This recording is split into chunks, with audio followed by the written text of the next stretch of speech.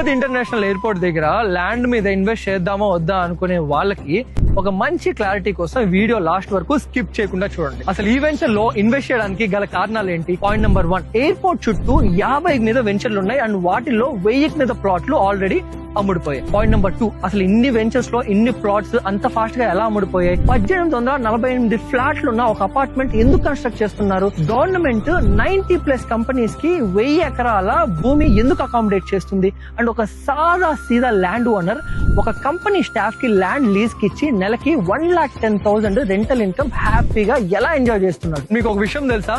Last 15 months లో 109 countries నుంచి మన తిరుమలకి ఆన్లైన్ బుకింగ్స్ అనేవి జరిగాయి. అండ్ మీకు ఇంకో గుడ్ న్యూస్ ఏంటి అంటే మన తిరుపతి ఇంటర్నేషనల్ ఎయిర్పోర్ట్ అథారిటీ వాళ్ళు రన్వే అనేది ఇంకా వైడనింగ్ చేస్తున్నారు ఫర్ ఇంటర్నేషనల్ ఫ్లైట్స్. వన్స్ ఆ రన్వే వైడనింగ్ కంప్లీట్ అయిపోతే ఎయిర్పోర్ట్ చుట్టుపక్కల ఉండే ప్లాట్ కొనాలంటే ప్రైజెస్ అనేవి అమాంతం పెరిగిపోతాయి. So this is the right time to invest at airport premises. So మీరు కూడా ఇలాంటి ఫ్యూచర్ లో ఇలాంటి ఒక మంచి రిటర్న్ ఆన్ ఇన్వెస్ట్మెంట్ ఇచ్చే ల్యాండ్ తీసుకోవాలనుకుంటే కింద ఉన్న ఫామ్ ఫిల్ చేయండి and our team will plan a site visit for you.